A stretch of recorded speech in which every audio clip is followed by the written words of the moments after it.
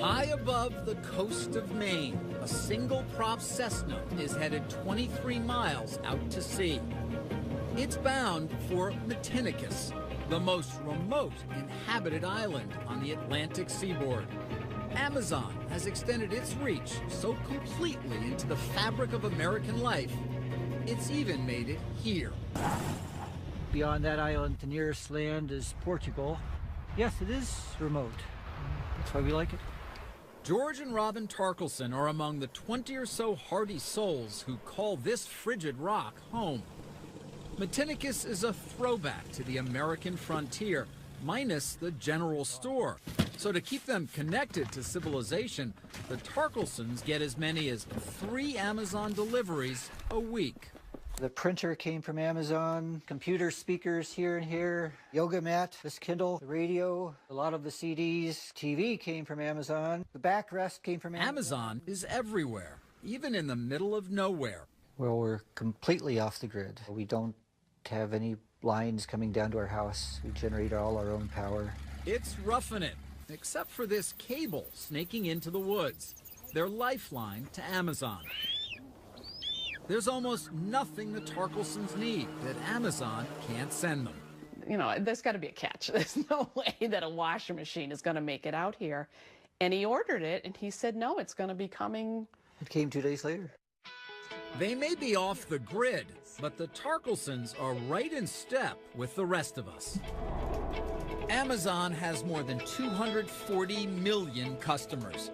Here in the U.S., that's 6 of every 10 adults who use the internet.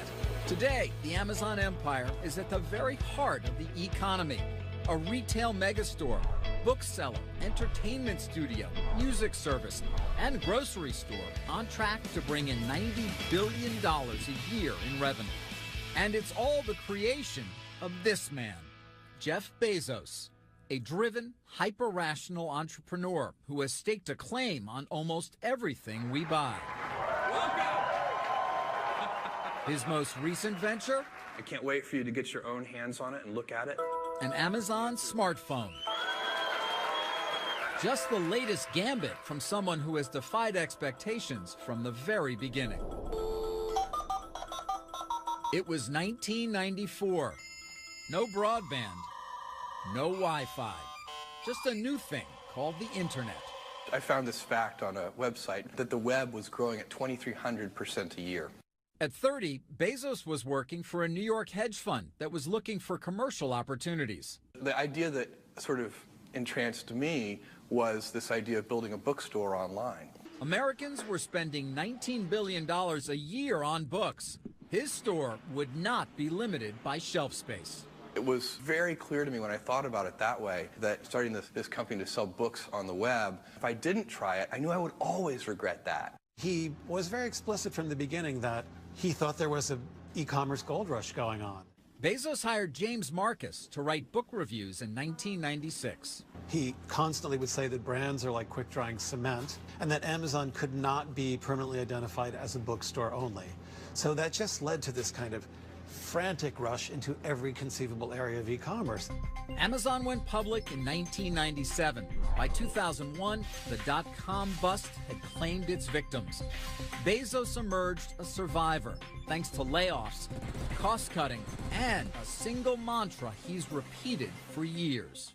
I believe that if you can focus obsessively enough on customer experience, focused on the customer experience, making sure we do a great job for customers. We try to make the best service we can, something that we hope customers will love, and then customers choose.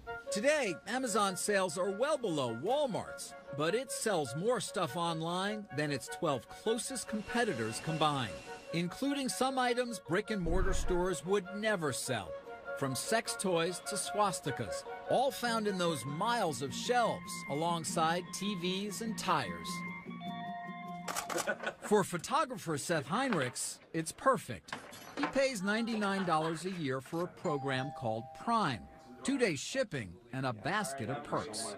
There have been moments where the Prime shipping has really saved my rear end because I have a shoot coming up and I need this piece or, whatever. Besides earning the company $2.5 billion a year in fees, Prime has gathered more than 25 million members. On average, after they join, those Amazon addicts double their spending on the site. It almost is a stream of consciousness. As I'm thinking about something that I know I need or that I know I want, it's something that I'll either quick do a price check on my phone or make sure that it's available through Amazon. That convenience is not just by design, but a cunning strategy. What's your sense of Prime as a tool and what it's meant to Amazon? You're charging consumers to participate in your loyalty program so you can sell more to them. That is amazing. David Selinger is a former Amazon manager who was hired to maximize profits by dissecting customer behavior. He explained to us that nothing on the Amazon website is left to chance. And every single thing that happens here is a result of data. Absolutely. Maximizing the profit for every single pixel on the Amazon website. Does Amazon measure how long I'm on a site, whether I click off, and whether it matters in terms of how quickly a page comes up? Absolutely. So when I was at Amazon, we looked at millions of different sessions, millions and millions of different consumers. And when they were shopping, if the website was 1/10 of a second slower, we lost 1% of the revenue. 1% of the revenue. Even taking 1/10 of a second longer to render the page could cost Amazon as much as 1% of their total sales. And so we analyzed that very, very deeply. If you have to click multiple buttons, if you have to wait for too long, if you have to enter a lot of information, all of those things create friction. And friction exponentially kills the joy of shopping. Nadia Shorobora was a member of Jeff Bezos' S-Team, the inner circle of executives who run the company. A Russian-born mathematician, Shorobora is the mastermind behind Amazon's computer brain. It's about customer convenience, and convenience comes from selection. And if we guarantee a selection, we simply guarantee that customers will not search for items anywhere else. Trigger fingers like Heinrich's now shop at the speed of thought. He uses one click, the ability to bypass the shopping cart and buy in an instant. Another Bezos masterstroke. You got to be careful with one click. One click can get you into a lot of trouble. If you're not doing the math in your head, it's just too easy to be impulsive with my purchases. It's instant gratification, even miles from anywhere. The one-click shopping, that's dangerous. I have to always take my hands away and say, okay, think about it for 10 seconds. Don't hit the button, just think about it. Is it a want or a need? Pasta, comfort food, and Cheerios. Coming up, face-to-face with the smartest guy in the room. So Jeff's initial wording, I believe if I remember correctly, was that it was one of the stupidest ideas he'd ever heard. Leading by confrontation when we return.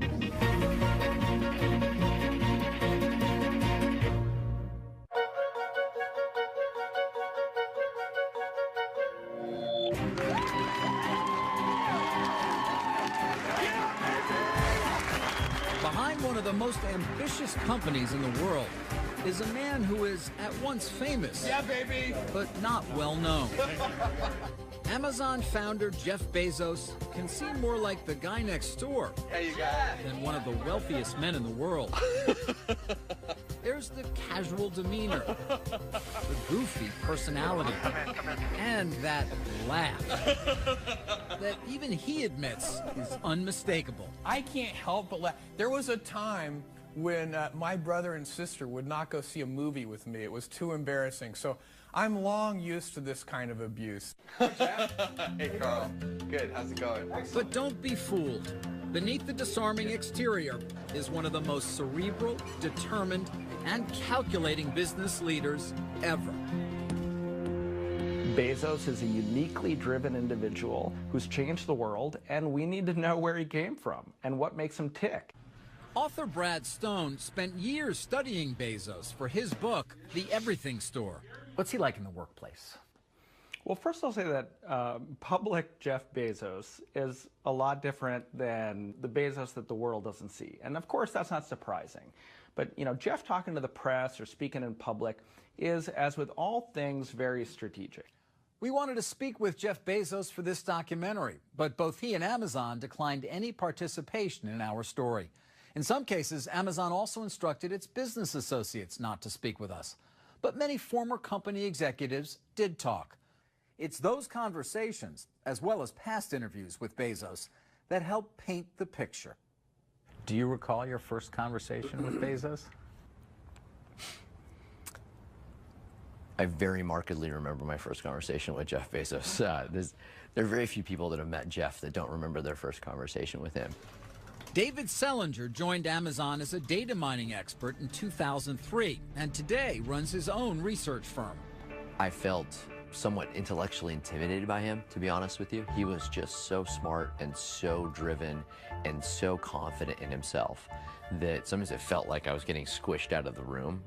One of Selinger's proposals was to sell advertising on the Amazon homepage, but Bezos wasn't buying it.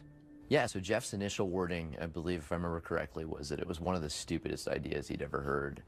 I think he was being subtle in that. And so my team actually built a model that was able to predict how much profit we would generate from it and whether it would affect consumers negatively. So he takes a look at it, and then he's perhaps more of a believer, or at least willing to take a shot. What I really respect about Jeff in that moment, this is probably the seminal moment in my career, to be totally frank with you. The seminal moment in your career? Absolutely. Why? Because you're sitting across from a billionaire, and the billionaire tells you that he thinks your idea is stupid, but he's still willing to do it. How often have we had a chance to do that any time in our lives? To turn and sway the tide of somebody smarter, more experienced, and certainly more powerful than we are. On an overcast Seattle afternoon, we spoke with two former Amazon executives. So this was about 2000 is when we actually moved into this building. Okay. John Rossman and Randy Miller. Jeff Bezos a tough guy to work for? He has a low tolerance for thinking small, acting small, or not being extremely sharp. Or rationalizing. If you start giving rationalizations and excuses, or pointing the other direction, he'll slice you to shreds. He's got a very effective, sarcastic bent to him. Both Rossman and Miller say Bezos not only invited confrontation, he demanded it, and woe to anyone who didn't measure up. Yeah, I've seen people sitting there. I remember one person said to me, "Oh my God, I was just praying that I was going to have a heart attack, so this would stop." It's that bad. That bad. I mean, it was just one of those meetings where they had not been prepared, and I can remember one point he said, "I don't know if this is sheer stupidity or gross incompetence," and kind of one of those. Or both, right? Or both, right. Yeah. If your math doesn't add up, if your logic isn't right, if you haven't thought it quite through, if he thinks of questions that you haven't considered, then he could be tough. In his book, Brad Stone describes a gifted student who grew up in Texas and Florida, raised by his mother and adoptive father. Stone also made an extraordinary discovery, locating someone Bezos hadn't seen in 45 years. His biological father, a man named Ted Jorgensen. I tracked him down to a bike shop outside of Phoenix, and I went and paid him a visit. To my surprise, he did not know what had happened to his son. And so it was pretty surreal having to explain to this very nice, sweet gentleman that his son, that he hadn't seen in 45 years, was one of the wealthiest men in the world. Yes, Jeff Bezos turned out all right. I liked him personally. He seemed like a guy with a cheerful demeanor and a good sense of humor. In 1994, Shel Kappan was the very first person Jeff Bezos hired. Kappan wrote much of Amazon's early software. He left the company, a wealthy man, in 1999. He believes his former boss will only increase his footprint. He's very persistent. He's very stubborn. He likes to think big. He likes to think long term and is willing to bet everything on that. We decided to go big. Today, Jeff Bezos has gone very big. He's worth some $30 billion, money he's used to fund a broad, even eccentric array of interests, from his own space exploration company to buying the Washington Post. And at age 50, the married father of 4 shows no signs of slowing down. You started this company with Jeff Bezos almost 20 years ago. Mm-hmm. When you think about its future, what do you think Amazon does from here? They're not going to stop until and unless some other force in the universe stops them. Global domination? Pretty much. Coming up, millions of packages, thousands of workers. Would you walk 15 miles a day in their shoes? It's really hard work, and people don't really understand how hard it is on you. The pickers, the packers, and the protests. Next.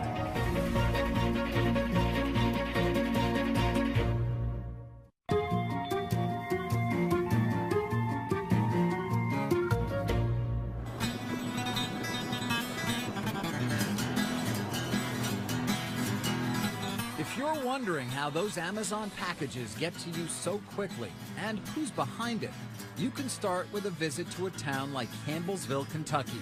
Population 11,000. It's a place where you can find Amazon workers in the pews and at the pulpit. Amazon is a great force here in the community.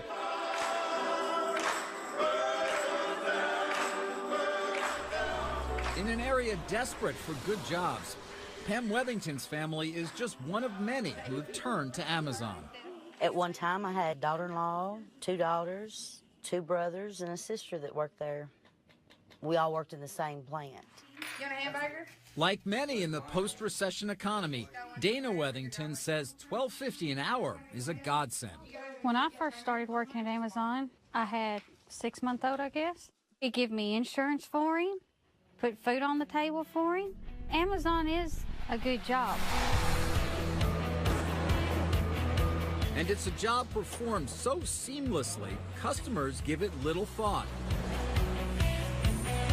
But each time someone clicks to buy, a powerful apparatus is set in motion. Amazon's fulfillment center looks chaotic and it looks random, but it's actually highly orchestrated. Author and journalist Brad Stone has covered Amazon for 15 years. The conductor of the symphony is software in the cloud that's basically optimized the whole system to be as productive as possible. Across a space as vast as 20 football fields, workers manage the widest variety of inventory on the planet and move tens of millions of products at lightning speed. There is a promise of speed, which is completely sacred. Nadia Shorabora is one of the architects of Amazon's fulfillment system, a monument to efficiency, which at its peak handles 426 orders a second. When you receive an email message from Amazon saying that the item is on the way and you will get it tomorrow, that promise has to be met at any cost. Virtually every decision, down to which size box to use, is determined by sophisticated algorithms. Every associate move, every move of every item, every box flowing, every tote arriving, all of it is run and coordinated by one computer brain, which runs that fulfillment center. But for all its cutting-edge technology, Amazon fulfillment still falls on the backs of tens of thousands of workers performing manual labor. Dozens of former workers we spoke to describe an unforgiving pace and say too often speed and productivity mattered more than their well-being. I saw people last anywhere from a few days to maybe a month. Pickers like Stephen Abedili walk 15 miles or more each day to retrieve as many as 200 items an hour. A handheld device dictates every move and counts down tasks to the second. It would say I need to be in aisle 54, get this item, and then suddenly you're going to aisle 72 and you have 10 seconds. Abedili struggled to keep up and, like many, was eventually let go. I would get out of work, get home, and sit on the couch, and my body would just quit on me right then. You're a guy in your early 20s. Yeah. And you're still wiped out. I was dead at the end of the day. The job also took its toll on Kay Johnson, a top performer who often packed more than 1,800 items a day. She left the company after 7 years and won a workers' compensation claim against it. My knees, my back, my hands, they're never going to be the same anymore. All because of Amazon, you know. But others had a good experience. I love the job. Loved the job. I loved being with the people. I mean, Doc Kane was a manager in Pennsylvania. He says the demands on workers are all in service to the customer. If things are slow in pick, it slows down pack, which slows down everything going out the door, which means you don't get your prime order on time. Warehouse work anywhere can be grueling.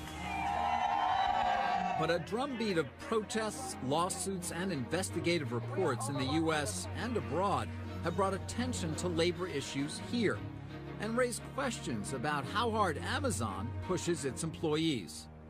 You heard the ambulance called all the time. People were passing out from the heat and, having trouble breathing.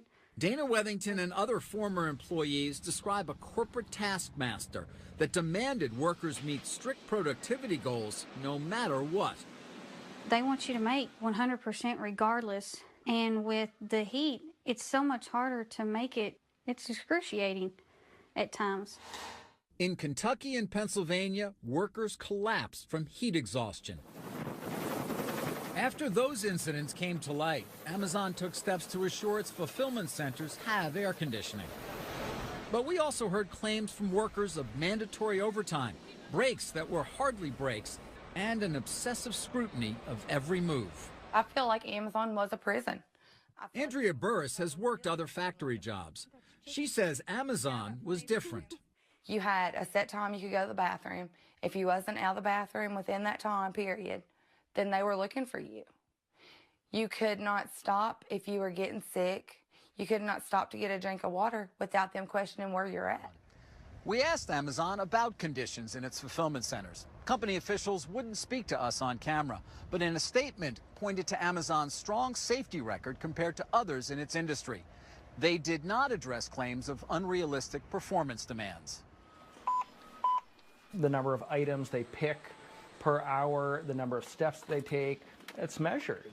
And when they're not as productive as their colleagues, they're put on alert. There's a line of other people in a lot of these communities waiting to take jobs. They're almost like robots, except they're obviously human beings. They're doing work that robots can't do. If they could, Amazon would probably eagerly replace their physical labor in their fulfillment centers with robots. The machine that Bezos has built is astonishing, delivering goods at a scale and speed never before seen in online commerce. Amazon has completely redefined convenience. But at what price? I used to buy items from Amazon before I worked there. I quit buying items from Amazon, and to this day, I have yet to buy anything because I know how hard and strenuous it is on your body to actually be able to get a package to you. Coming up, this paintball business partnered with Amazon. Amazon has a huge amount of traffic. That's very valuable. They have a huge brand. But then their partner became their rival. I wish they didn't compete with me. Friendly fire when we return.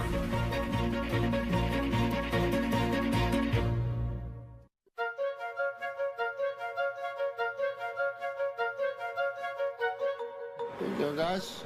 Grab goggles, gentlemen, guns, air. Have fun. In paintball, you've got to stay on your toes and know your allies from your adversaries. You blue or purple? Stephen Herbert says it's the same doing business with Amazon. In terms of Amazon, do you sell to Amazon? He and his father, Steve, run 2 stores in New England called X-Fire Paintball. Let me grab this one out of your hand. They've been in business for 15 years, but lately they've gotten a lot busier, thanks to Amazon. Amazon offers an awful lot. They offer a great marketplace. Their name is well known, so they have a lot of advantages for us. In 2012, they started selling their products on the site, right alongside Amazon's own inventory, reaching an audience beyond their wildest dreams. If the 2 stores represented 100% of your sales 18 months ago, before you started on Amazon, where is it now? We've got to be quadruple that. So your sales have gone up enormously. Oh, yeah. But also that sounds like good news, but the Herberts aren't celebrating. That's because once they started selling on Amazon, they noticed a disturbing pattern. We might put out 100 products. Let's say 50 of them do well. Amazon sees that because they have access to our sales, and they will buy that product directly from the manufacturer and sell that, taking us out of the picture. The Herberts say Amazon was doing something a business partner shouldn't, poaching their sales. Some products are winners, some products are losers. Amazon watches and they see the sales data and they pick the winners. And then they go to my suppliers and try to buy it from the suppliers directly. So as soon as they say, I want that product, I lose all my sales and I'm stuck with this inventory that I can't sell. That sounds like a reason not to do business with Amazon. It certainly gives us second thought. Today, more than 2 million independent sellers do business on Amazon, accounting for as much as 40% of everything Amazon sells. It's that network that helps make such a huge selection possible. In exchange, Amazon charges sellers a fee, commonly 15% off the top. For an additional amount, Amazon will even store their goods and handle the shipping. Author Brad Stone says many sellers find it all irresistible. You get access to a fire hose of customers, 200 million plus customers with credit cards stored who are ready to buy. It is a deal with the devil in some ways, isn't it? Well, I think you probably get more benefit selling on Amazon than you would doing a deal with the devil. But it's funny because employees I talk to at Amazon describe it as kind of offering heroin to these customers. Like it's an addictive hit. The sales are great and your business starts to depend on it. But over the long term, it can be destructive because Amazon gets your margins and often competes with you. In a statement, Amazon told us its own retail business does not have direct access to the data from other merchants selling on its site. But it says it will seek out its own supply of a product and sell it directly if there is customer demand. We wanted to know more, so we spoke with more than 100 independent businesses across the country who sell on Amazon. Many said the arrangement is only a plus. But some 24 of them told us Amazon had undercut their sales by striking separate deals with their suppliers. Former Amazon executives John Rossman and Randy Miller are familiar with claims like that. From a startup, is it going to make it? Rossman, who left in 2005, was one of the chief designers of Amazon's third-party business. We've talked to a number of the merchants who sell on Amazon, and in particular, they share the same sentiment, which is, I have a best-selling product, and suddenly I find, not long after that, Amazon has sourced the manufacturer and is selling against me. Right. And they don't understand why Amazon's doing that. Yeah, I mean, that is the playbook. What do you mean when you say the playbook? I think the playbook of how to enter a business, learn the business, figure out where there's value and opportunity in the business, and then as they learn what works and what doesn't work, they start picking off the best part of those businesses. The rule of the playbook is either you're getting it or I'm getting it, and we would prefer to get it. Were they one of your biggest customers? Oh, absolutely, yes. Amazon was one of your biggest customers? Top 5 customer, absolutely, yes. Renee Arnold knows all about the hazards of doing business with Amazon, not as a third-party seller, but as a supplier. And it's better to have a sharp knife than a dull knife. Arnold is the North American CEO of Wusthof Trident, a German manufacturer of premium kitchen knives. Chefs worldwide love Wustof's fine cutlery.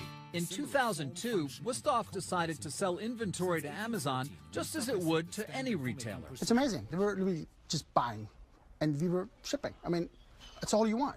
They paid their bills on time, of course, have no problems with them. They were ordering, we were selling. Arnold says the problem came when Amazon started selling Wustof's knives below its minimum advertised price, a base level Wusthof sets to avoid cheapening the brand. Amazon was riding on our brand name and taking business away from our existing distribution. So in order to protect our general distribution, we decided to pull out of Amazon. You will not go back to Amazon. You're done. Done with Amazon, yes. What's the price point on it? Wusthof may be done, but scores of other suppliers and more than 2 million merchants swear by Amazon when they're not swearing at it. Amazon has a huge amount of traffic. That's very valuable. They have a huge brand. They're a reliable brand. I don't mean to diminish that. Like I said before, I wish they didn't compete with me. I don't understand why their 15% isn't enough to be enough for them. Some of those third-party merchants say, they're taking 15%. It's a great business for them. Why are they competing with me when they could just be doing that at no cost? I mean, because they can. Because that's their nature. That's their nature, right. Coming up, this battle is one for the books. Do you worry at all about retribution from Amazon for speaking out against them? Sure. Yeah, I do. The plot thickens when we return.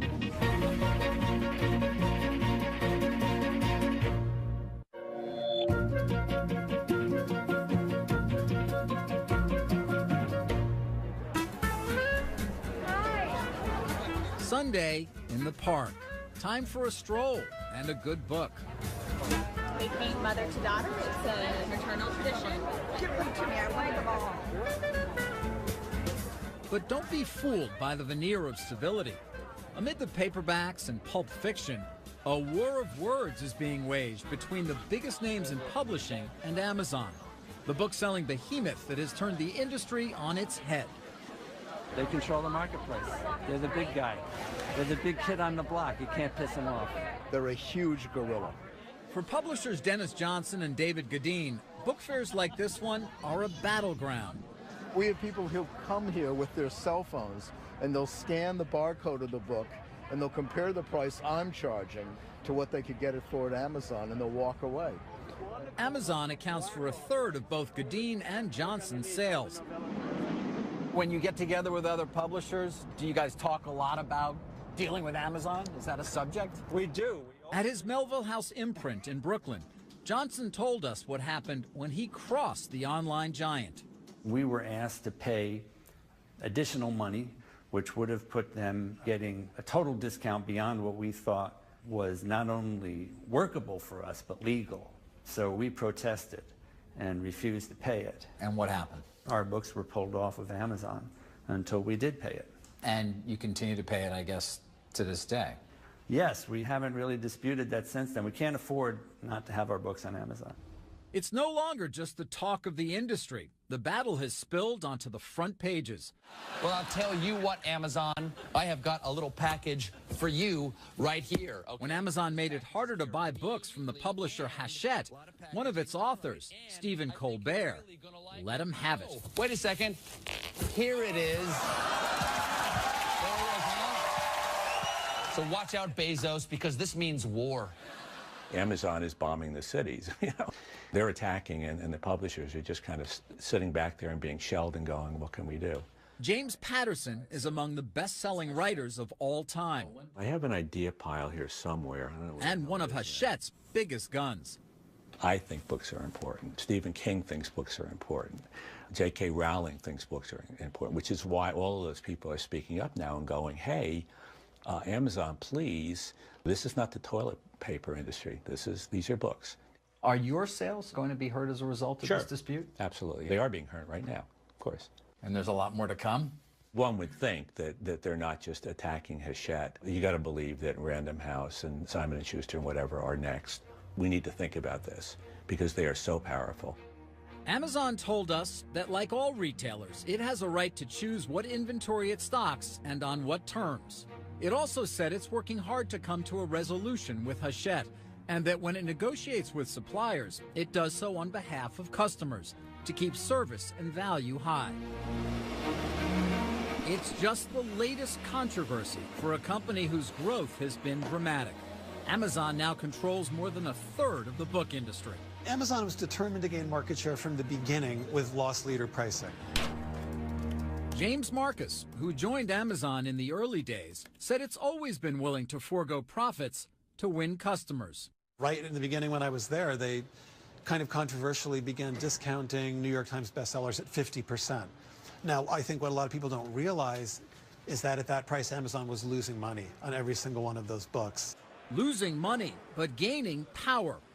After gutting brick-and-mortar retailers, publishers say Amazon can now strong-arm them for deeper discounts. You got two of the best in that series. Well, they're a very thuggish company.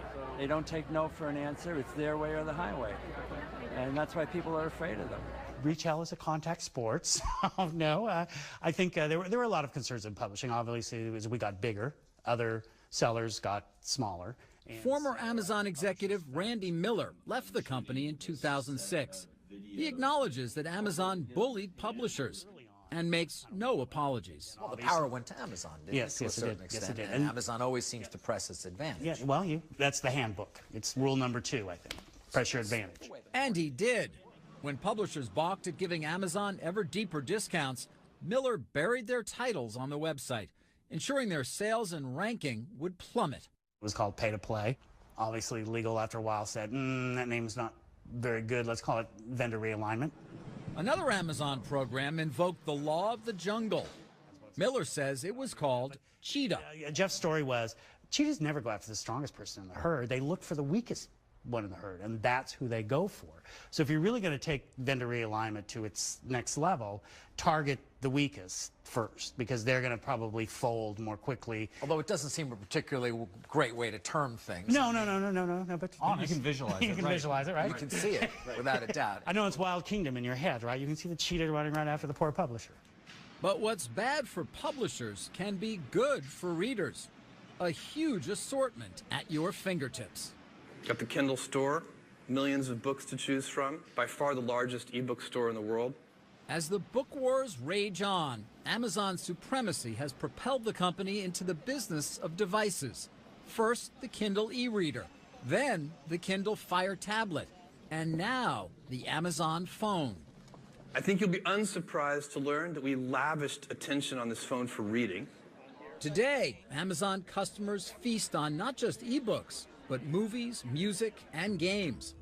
Born a bookseller, Amazon is now competing with tech giants like Apple and Google to create and distribute a world of content. All part of the infinite marketplace Bezos imagined years ago. He never thought, I'm going to just have the greatest bookstore on earth. It was cunningly chosen as a point of entry. He always envisioned this sort of planetary commercial empire, and that is what he has. Coming up, sales growing by the billions. So where are the profits? In fact, it is probably one of the least profitable retailers in the world. Waiting for Amazon's payoff when we return.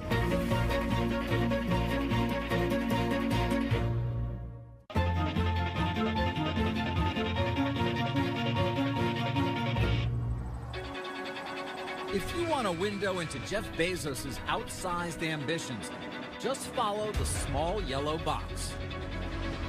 When Amazon revealed the idea of delivery by drones, it was widely considered a PR stunt. But it was also something more. A spectacular reminder that Bezos is always looking towards the future.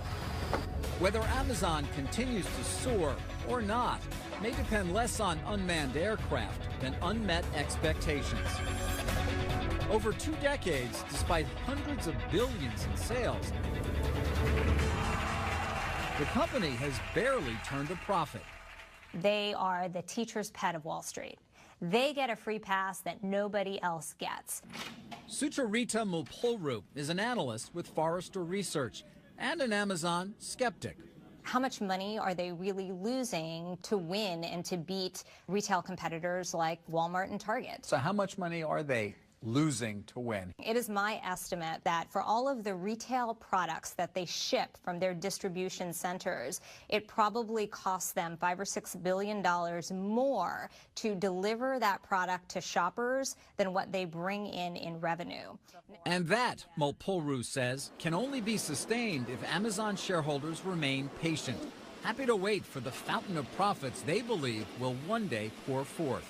I think that Wall Street loves the unknown because the unknown provides hope. And where there is hope, there is a case to be made that the answer is a really, really big payoff at the end of the rainbow. Many founders ask for that kind of faith from investors, but few actually get it. Jeff Bezos, once again, has proved to be different. You have to have a long-term orientation. You have to be willing to think long-term. The stakes are enormous, both for Amazon and its customers. The stock is up 15,000% since the company went public, but its profits are not. If that starts to worry investors, Bezos may feel pressure to boost the bottom line by raising prices. And as he said for years, that could spell trouble. Are our customers loyal to us? Absolutely, right up until the second that somebody else offers them a better service. And I really believe that. I think our customers will behave that way. And so there is no rest for the weary. Bezos has an army of believers. Bill Miller is a renowned investor whose funds profited from big and early bets on Amazon. The market is clearly rewarding Amazon's operating strategy, and I believe it's rationally rewarding it, and I think that's what the skeptics are missing, that there's a good fundamental reason for it. So as long as people keep looking at Amazon by looking at earnings, they're going to get it wrong. The undisputed king of online shopping has made its vast enterprise look easy. Amazon now offers same-day delivery in several major cities. Think that's fast? Nadia Shorabura says, just wait. I think the true vision is 1 hour. 1 hour? 1 hour. That's not possible. We are going what are you going to do? Drop have, it from a chute somewhere? I mean, we're going to have the same interview and the same conversation in 5 years, and we're going to see what happens. Whether that happens by drone or some other mind-boggling means, the point is clear. Bezos refuses to think small. You need to be able to invent. That means you need time, because invention implies trial and error, it implies failure, it implies experiments. Firefly recognizes 100 million different items. Amazon's new phone is further proof that Bezos is unafraid to challenge anyone. After upending publishing and retail, Amazon has begun its assault on the $600 billion supermarket industry. Its most promising venture may be Amazon Web Services, a cloud computing platform used by huge customers, from Netflix to the CIA. We have a culture here which is about pioneering, about inventing new things. We like to focus on the customer. We wake up in the morning in the shower thinking, how are we going to get customers to say, wow? I happen to believe that this is a great business strategy. Amazon is looking to the future with plans for a massive new headquarters in Seattle. Its billionaire founder seems as voracious as ever, disrupting industries, antagonizing the status quo, selling everything to everyone, while his company, admired and feared, extends its reach by the day. I'm David Faber.